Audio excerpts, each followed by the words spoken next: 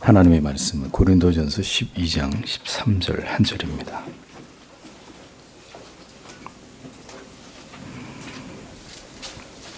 고린도전서 12장 13절 함께 읽겠습니다.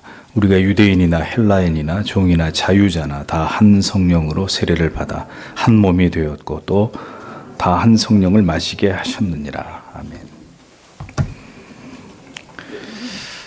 네, 오늘은 세례의 주인은 하나님 자신이시며 제 세례는 부당함 14항에서 18항까지를 해설하도록 하겠습니다. 먼저 세례에 나타나는 주님의 역사하심에 관해서, 세례는 우리의 믿음을 일깨우고 자라게 하고 확증시켜주기 위해서 주어졌기 때문에 우리가 세례를 받을 때는 주님의 손으로 우리가 세례를 받는 것처럼 그렇게 받아야 된다고 칼빈이 설명을 합니다. 칼빈의 글을 한번 그대로 인용을 해보겠습니다. 우리는 표징을 통해서 우리에게 말씀하시는 분이 바로 그분이시라는 것을, 죄를 씻으시고 정결케 하시며 죄에 대한 기억까지도 도말하시는 분이 바로 그분이시라는 것을, 우리를 그의 죽으심에 동참케 하시며 사탄의 지배를 제거하시고 우리의 정욕의 힘을 약화시키시는 분이 바로 그분이시라는 것을, 우리와 연합 속으로 들어오셔서 우리가 그리스도로 옷 입을 때에 우리를 하나님의 자녀로 인정해 주시는 분이 바로 그분이시라는 것을 확신하여야 마땅한 것이다. 단언하건대 주께서는 우리가 우리의 몸을 물에 담가 깨끗이 씻는 것만큼이나 참되고 확실하게 우리 속에서 우리의 영혼을 위하여 그 일을 행하신다. 이렇게 칼빈이 이야기를 합니다. 참 귀한 글입니다. 또 다른 글을 칼빈이 자기가 이번에는 다른 사람이 쓴 글을 인용하면서 성례의 가장 확실한 법칙을 제시하죠. 그것은 마치 우리 눈앞에 있는 것처럼 물질적인 것에서 신령한 것을 본다. 이 구절입니다. 그 이유는 주께서는 그 신령한 것들을, 그런 물질적인 것들을 통해서 드러내기를 기뻐하셨기 때문이다. 이렇게 얘기합니다. 그런 은혜들이 성례 속에 갇혀 있고 쌓여져 있어서 성례의 능력으로 우리에게 전달되기 때문이 아니라 오로지 주께서 성례라는 보증을 통해서 우리를 향한 그의 뜻을, 즉 그 모든 신령한 것들을 우리에게 아낌없이 베풀어 주기를 기뻐하신다는 것을 우리에게 증거하기 때문이다. 이렇게 이야기를 합니다. 그리스도께서는 단지 물과 빵과 포도주라고 하는 이 재료를 통해서 그저 우리 눈을 즐겁게 주기만 하시는 것이 아니라 그 실존하는 실체로 우리를 이끄시고 그 성례가 상징하는 바를 실제로 우리 영혼 가운데 시행하는 것이다. 이렇게 칼빈이 강조를 합니다. 그러니까 아주 보편적인, 우리가 흔히 발견할 수 있는 재료를 통해서 그 안에 영원히 잊혀지지 않는 신령한 은혜를 담아서 실효적으로 그리스도께서 성령을 통해 우리에게 행하시는, 그것이 바로 성례라는 것입니다. 그리스도가 그 모든 것을 주도적으로 행하신다는 거죠. 그러니까 성례에 관해서 우리는 이것이 그리스도께서 친히 우리에게 행하시고 베푸시는 생애적으로 놀라운 은혜다라는 그런 믿음을 가져야 합니다. 집례는 목사가 하지만 목사가 하는 것이다 라는 생각을 갖지 마시고, 다음 주에 우리가 참여하게 될 성찬식에 주님이 영적으로 임재하셔서 우리에게 신령한 은혜를 신비적으로 우리 안에 공급하신다. 주님이 오셔서 그 일을 우리 안에서 우리를 통해서 하신다. 이런 의식을 우리가 가져야 된다는 것입니다.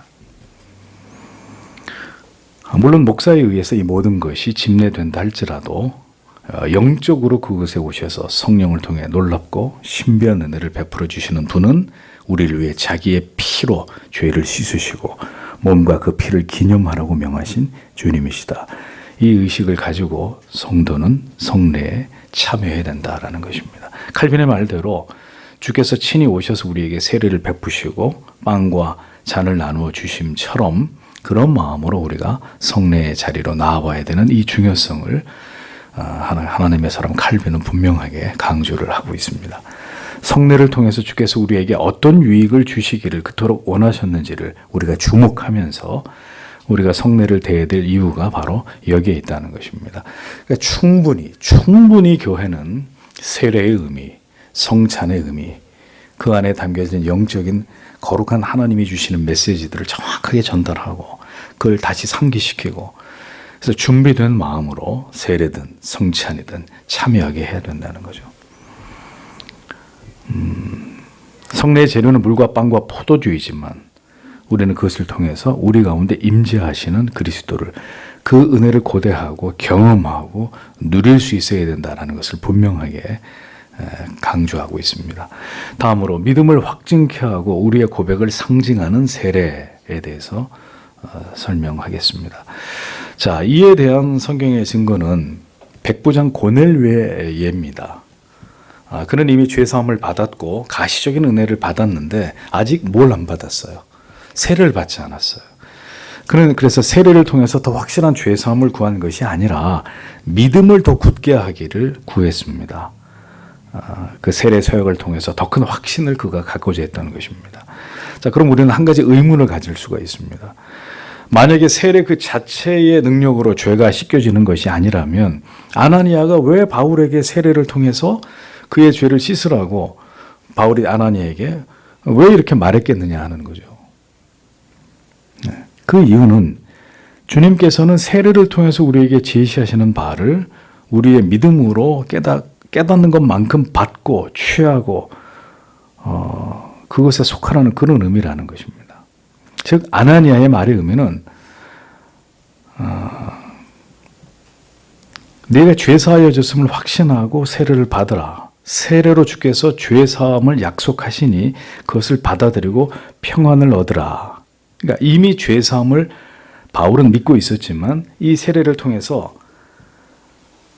아나니아가 바울에게 분명히 이미 바울은 예수 그리스도를 구주로 믿고 있었지만 이 세례를 통해서 그 사실이 더 확고하게 바울에게 심겨지고 그것을 통해서 큰 은혜와 유익과 확증을 얻도록 하기 위해서 바울에게 세례를 받으라고 아나니아가 명했다라는 그런 의미입니다. 그러니까 여러분 굳이 설명을 하자면 성령 세례가 먼저입니까? 물 세례가 먼저입니까? 성령 세례가 먼저라는 거예요. 성령 세례를 통해서 이미 주 예수 그리스도를 구주로 영접한 사람이 더 신앙에 더 큰 유익과 확신과 확증을 얻기 위해서 공적인 회중들 앞에서 증인을 삼아 세례를 행하는 것으로 그것을 더 분명하게 하기 위한 그런 목적 하에 세례가 행해지는 것임을 분명하게 설명을 합니다. 성례는 우리가 믿음으로 받아들이는 분량만큼 밖에는 성례에서 유익을 얻지 못한다고 칼빈은 아주 단정적으로 얘기합니다. 그러니까 믿음으로 세례에 참여하고 믿음으로 성찬에 참여할 때 그 사람의 믿음의 분량만큼 성례에서 하나님의 은혜를 경험하게 되는데 우리에게 만약에 믿음이 없다. 그러니까 믿음이 없이 기계적으로 성찬에 참여한다. 그럼 그 책임을 하나님 앞에서 면할 수가 없다라고 얘기합니다. 왜냐하면 세례에 주어져 있는 그 놀랍고 신비한 약속을 우리가 전혀 믿지 않고는 성례에 참여할 수 없기 때문이라는 거죠. 그러니까 믿음을 가지고 이러한 유익이 내게 있다는 걸 믿고 세례를 받고 성찬에 참여하고 이것이 굉장히 중요하다는 것입니다. 그렇기 때문에 여기서 분명히 선을 그어요. 믿음이 없이는 세례에 참여하는 것은 합당하지 않고 이미 구원의 확신과 회심의 증거를 가지고 성례에 임할 때 하나님께서 우리의 마음에 부어주시는 확신과 그 증거, 확증은 더 배가 된다라는 것을 우리가 잊지 말아야 한다는 것입니다. 그래서 절대로 등 떠밀어서 세례를 주게 하면 안 되고 분명히 그 사람에게 신앙의 고백이 나타나는지 그가 분명한 회심의 증거를 가지고 분명한 신앙의 고백을 할 수 있는 사람인지 그렇지 않은지를 분명히 확인하고 입교도 마찬가지입니다.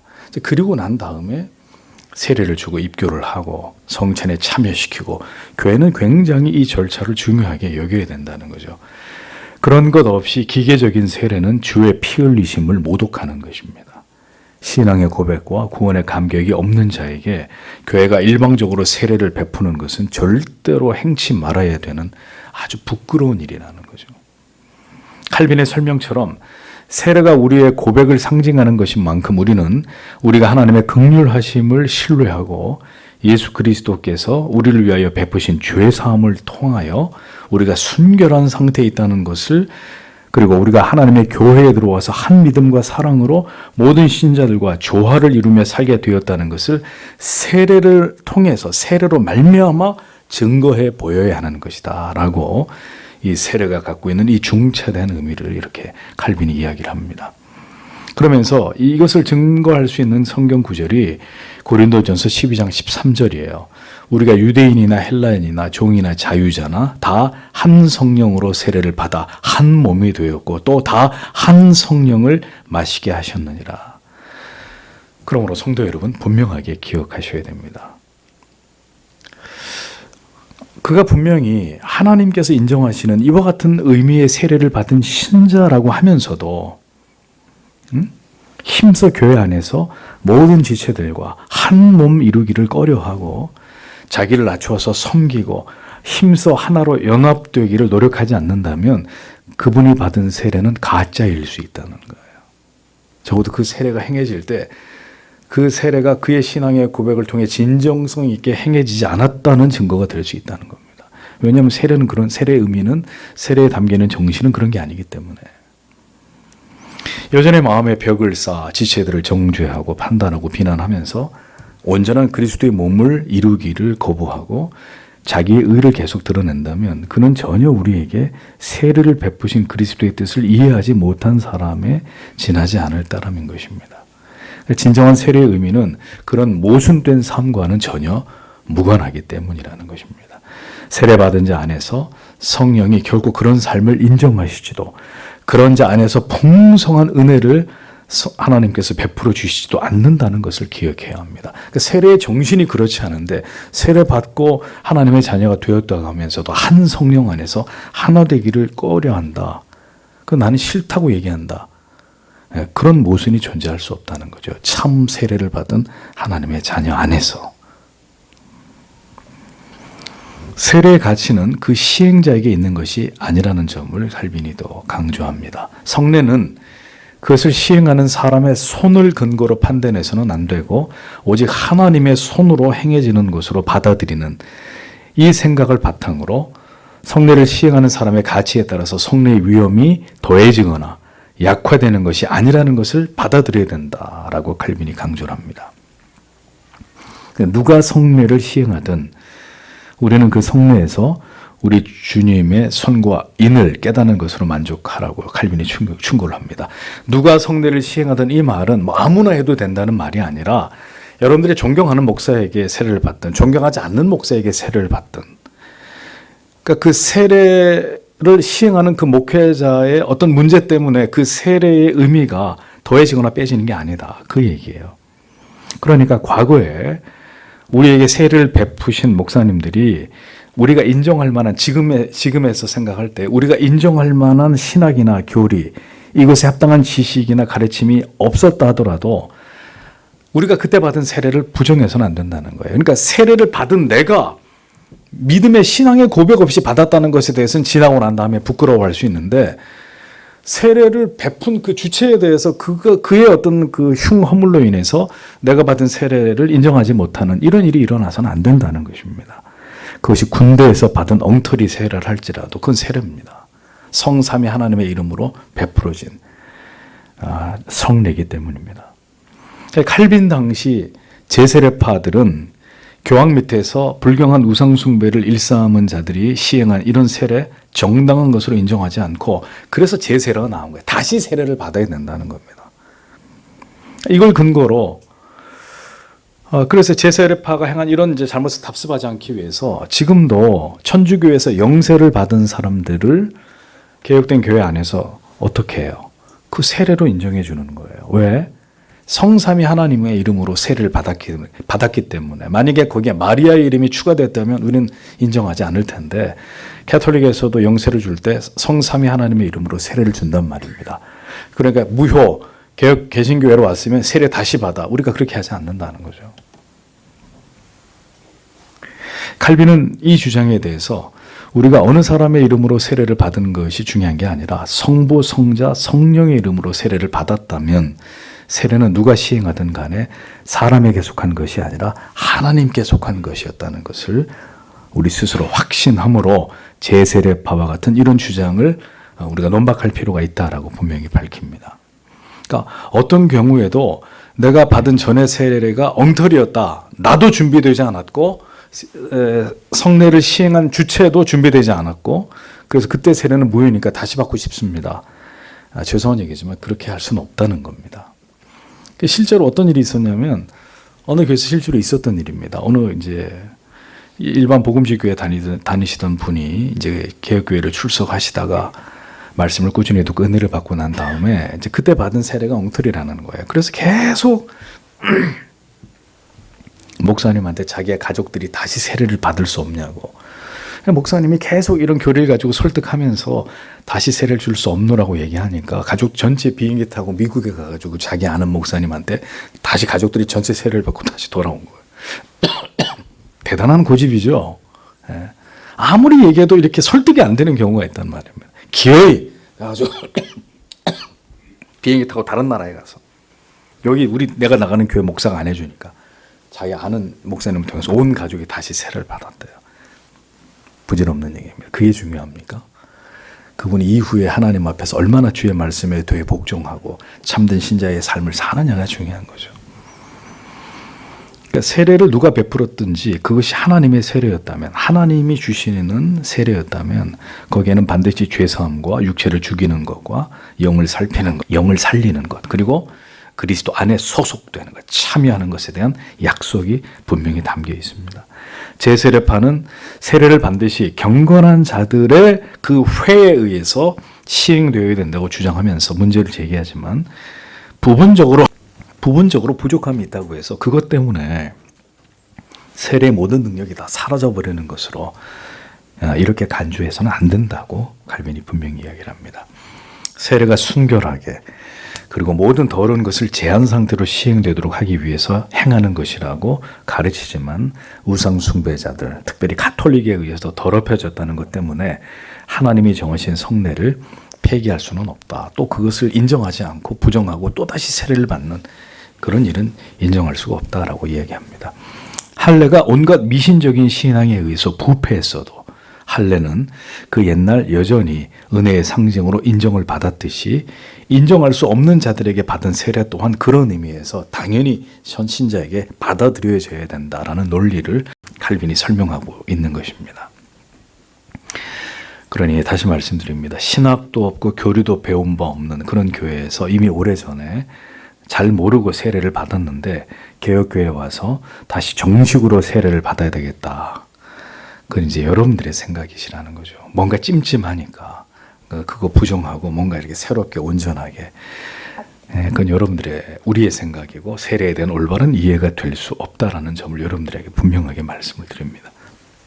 그 다음에 회개가 지연된다 해도 세례가 무효화되는 것은 아니다. 이제 우리가 좀 궁금해할 수 있는 부분이에요.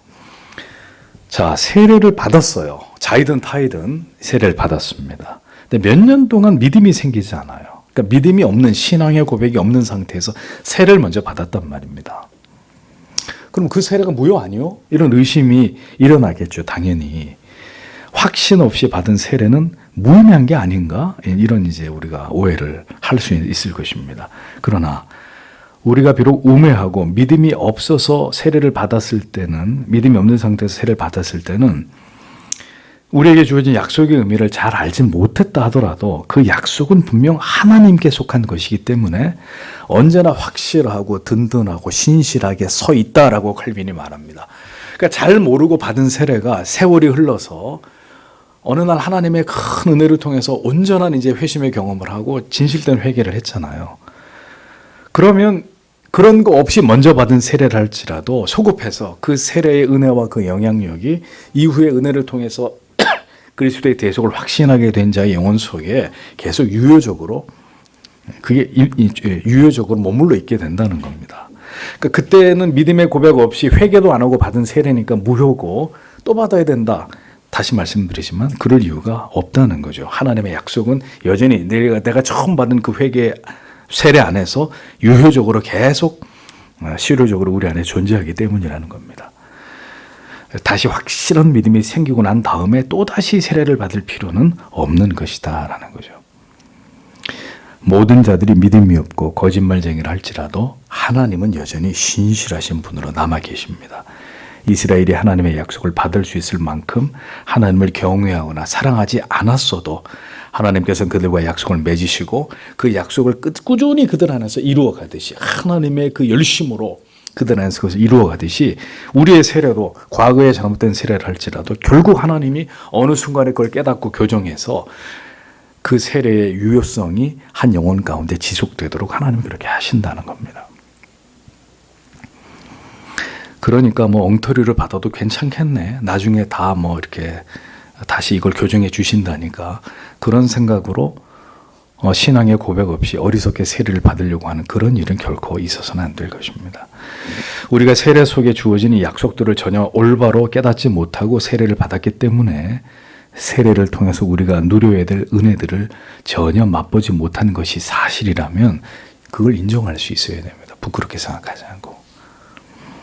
그러나 우리가 과거에 엉터리로 세례를 받았다 하더라도 하나님의 은혜가 임할 때 우리가 진실로 회개하게 되고 우리의 모든 무지몽매함과 하나님의 그 사랑과 선하심에 눈뜨지 못하고 그토록 많은 시간을 감사와 진정한 기쁨 없이 살아온 우리의 완악한 마음을 비로소 회개하게 될 것이기 때문에 하나님이 그런 은혜를 우리에게 베풀어 주실 것이기 때문에 비록 과거에 받은 세례가 잘못 행해진 것이라 할지라도 하나님의 약속 자체가 소멸되는 것은 아니다라고 믿는 것이 바른 믿음이다라고 칼빈이 설명을 합니다. 어떻게 세례를 받았든지 세례를 통해서 하나님이 주신 약속은 반드시 우리 안에 이루어짐을 믿고 우리가 믿음으로 그 약속을 받아들이고 간직하는 것이 중요하다는 것이죠. 제일 좋은 건 그래서 세례를 받을 때 이 모든 것을 깨닫고 생애적인 은혜와 감격 속에서 세례를 받는 것이 제일 중요하다는 것입니다. 그러나 그렇지 않다고 해도 하나님이 그 모든 부족한 것들을 이후에 그 영혼 가운데 하나님이 채워 넣으신다는 거예요. 주께서는 할례를 받은 유대인들에게도 회개를 촉구하시면서 그들의 불경하고 망령된 삶을 살아온 것으로 인해서 너희가 할례 받았어? 무효. 다시 할례 받아야 돼. 이렇게 명하신 적이 없다는 겁니다. 오히려 마음의 할례를 받아야 된다. 너희의 육신에 가해진 할례가 중요한 게 아니라 이제는 마음의 할례를 받아야 된다. 주님께서 이것을 촉구하신 것을 볼 수 있죠.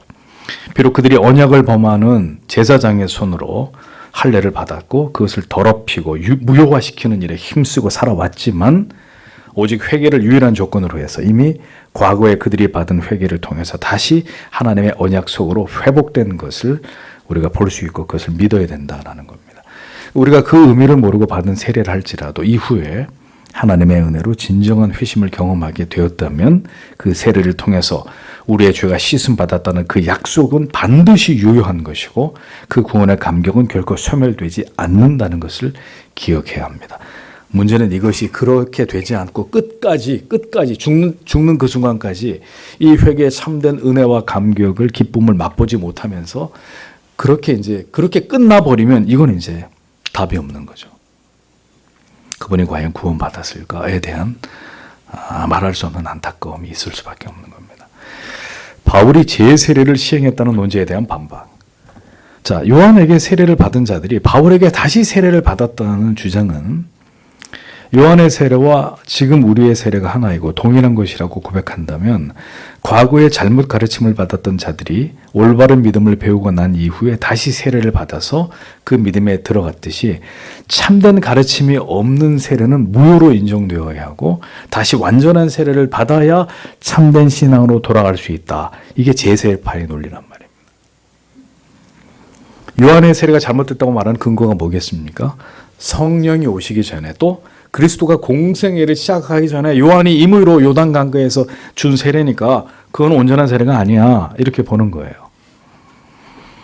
그러나 여러분 생각해 보십시오. 요한이 결코 성령에 대해서 무지한 가운데 세례를 베풀었거나 제자들을 파송했을 리가 없잖아요. 여자가 낳은 자 중에 이보다 큰 자가 없는 하나님이 광야에서 직접 훈련시킨 그리스도의 오심을 예비하는 이 위대한 마지막 선지자요 신학의 첫 사도가 성령의 역사 없이 그런 일을 행했다고 믿겨지지 않잖아요. 성경은 이미 성령에 대해서 여러 곳에서 말씀하셨기 때문에 요한의 세례가 불완전하다 이렇게 보는 것은 그렇게 보는 자들의 무지일 뿐이다 라고 칼빈이 일갈합니다. 그리스도와 성령에 대해서 무지한 채로 세례를 받은 것을 문제로 삼지만 요한의 세례든 오순절 다락방의 성령 세례든 절대로 다른 의미가 아니라고 칼빈은 결론을 내립니다. 예수의 이름으로 세례를 받았다는 말이나 바울이 그들에게 안수하자 성령이 임했다는 말이나 모두 세례를 의미하고 있고 바울은 세례의 본질에 대해서 설명한 것에 다만 차이가 있을 뿐이다. 이렇게 얘기를 한 것입니다. 바울의 세례가. 우리가 무지 가운데 있었기 때문에 과거의 세례가 헛되고 다시 세례를 받아야 하고 그것을 교정해야 된다면 칼빈은 그럼 사도들부터 다시 세례를 받아야 된다. 이렇게 이야기하면서 전면적으로 그걸 부정하는 거예요.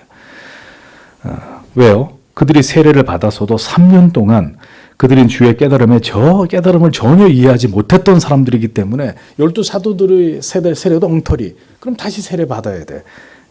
이렇게 이제 이런 논리로 칼빈이 반박을 한 것입니다.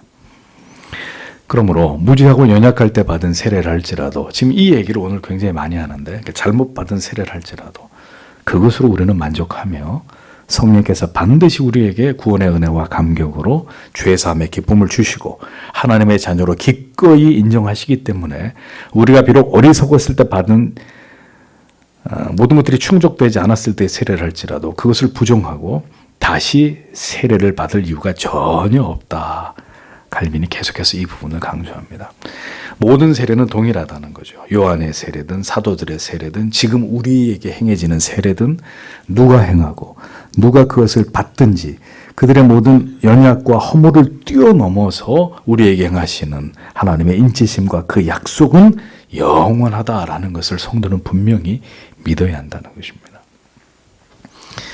그래서 과거에 받은 세례가 잘못되었다는 걱정이나 의심보다 더 중요한 것은 오늘 나는 견고한 믿음 가운데 성령과 함께 올바른 믿음의 길을 구원의 확신 속에서 걸어가고 있는가 하는 문제가 더 중요하다는 것입니다. 그 세례 이후에 성령이 우리 안에서 계속 인을 치심과 그 구원의 확증과 보증은 성령을 통해 계속 하나님의 말씀을 듣고 이제 이후로 성찬에 참여하고 여러 은혜의 방편을 즐거워하는 자들 안에서 계속해서 이루어질 것이기 때문에 과거에 받은 세례가 크게 우리에게 문제가 될 이유는 없는 것입니다. 부디 여러분에게.